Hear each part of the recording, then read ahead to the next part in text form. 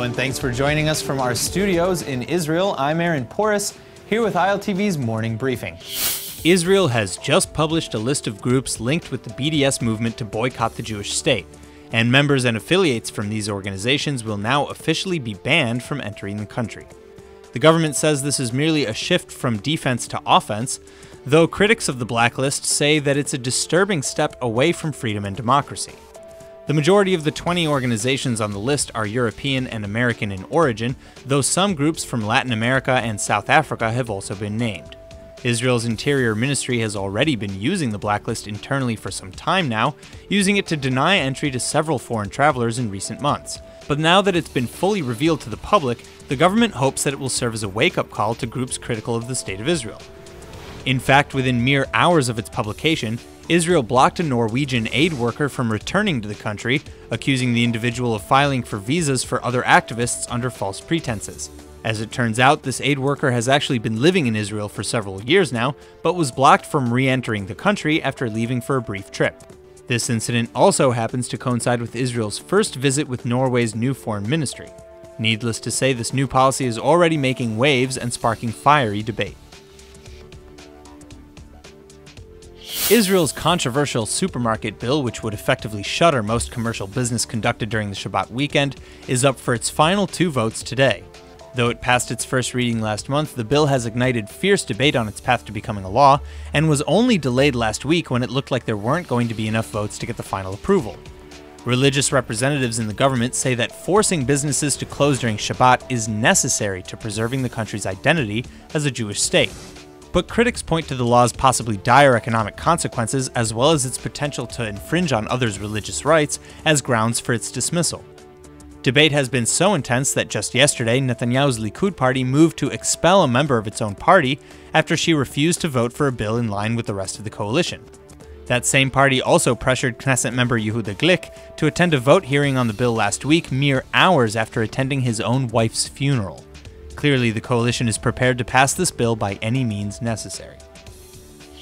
Though Israel is now enjoying a relative calm, the Israeli Security Cabinet has been regularly meeting recently to discuss the mounting threats in the north. Discussions described Sunday as extremely significant.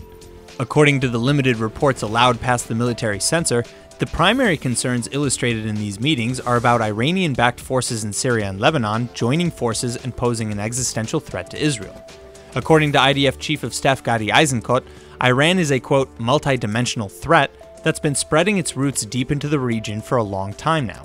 Aside from the fact that Iran is building military installations in southern Syria, and that Syrian government forces are already publicly working together in the Golan with Iranian-supported soldiers and Hezbollah, Eisenkot claims that the Islamic regime is also spending billions of dollars annually on funding terror by proxy.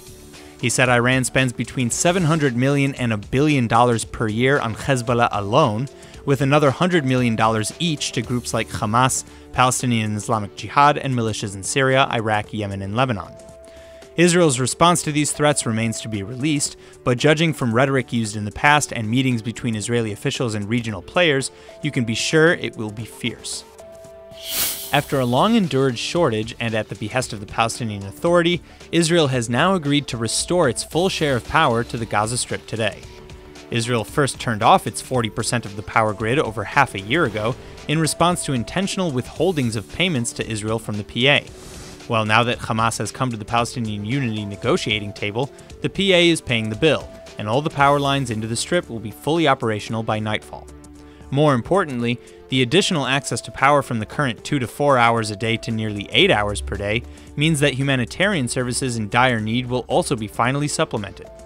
Services like healthcare or even water treatment were severely limited since the grid was powered down last June. With all lines into Gaza from Israel providing their share, the coastal enclave will now be back up to its 120 megawatt supply. All that remains in the path to unity now, from Hamas's perspective, is the lifting of all other remaining PA-generated sanctions. New reports published by the IDF say that there were as many rockets fired from Gaza into Israel in 2017 as there were in both 2015 and 2016 combined. But with that in mind, it's still a far cry away from the number of rockets that have been shot into Israel in the past. Between 2007, when Hamas took control of the Strip, and 2014, during the height of the last Israeli-Gaza war, roughly 19,000 rockets and mortars have been fired into Israel from Gaza, the most being just under 5,000 in 2014. In 2015, there were just 21 rockets, and 15 more in 2016. But this past year, 35 projectiles were launched into Israeli territory from the Strip, leading some to think that more violence is soon to come. But most evidence seems to indicate that it's actually the Palestinian Islamic Jihad organization and not Hamas who is launching the attacks.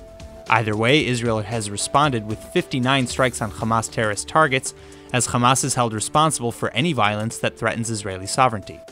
Of the 35 rockets sent into Israel this past year, most have fallen into empty fields, but about 10 either fell in southern Israeli residential areas or were struck down by the Iron Dome system. That's all for now. I'm Aaron Porras, and see you later with our main daily broadcast from Israel at 2 p.m. Eastern Time.